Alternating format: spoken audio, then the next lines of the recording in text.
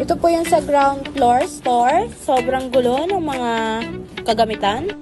And ito naman po yung stocks sa baba. Yung mga pillow nakakalat po. Second floor sale. Sobrang daming mga kalat-kalat na mga pending. Dito naman po sa stairs, madami pong alikabok. Dito naman po sa showroom, makikita nyo yung mga pinaggupitan po ng mga tarpaulin. Dito naman po nagkalat yung mga plastic na pambalot. Stock area, nagkalat yung mga damit. Ito naman yung mga filter ng aircon namin, sobrang dumi. Last door na sobrang dinaw, nakita yung fingerprints namin. Third floor sales, sobrang daming kalat ng mga pending.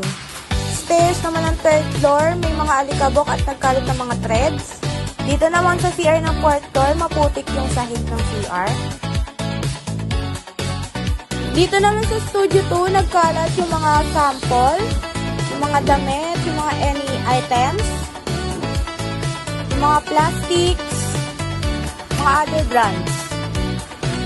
Lastly, sa pantry area na makalat, yung sahig, yung mga upuan gulo-gulo, yung lababo hindi malinis. And this is the after.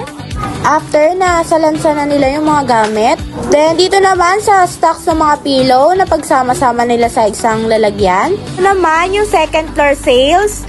Naayos na nila yung mga pending nila. Nasalansan na yung mga pending racks. Second floor stairs na punasan na yung mga alikabok.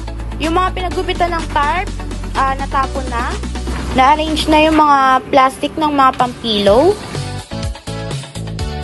Dito naman sa mga stocks ng damit, naayos na by color and size.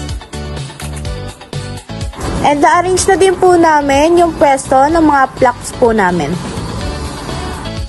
Dito naman po, nalagay na by floor yung mga filter ng mga aircon po namin. Naman, sa third floor sales, naayos na yung mga kalat and pending nila. Dito naman sa stairs ng third floor, nawalisan na yung mga threads at mga alikabok. Dito naman sa fourth floor CR, nalinis at namap na siya. Dito naman sa Studio 2, naayos na yung mga damit and yung mga product sample ng product set.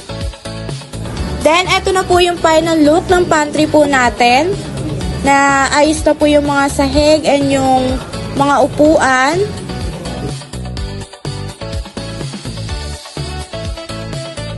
Yung lababo po, nalinisan na at yung basurahan natanggalan na po ng mga basura.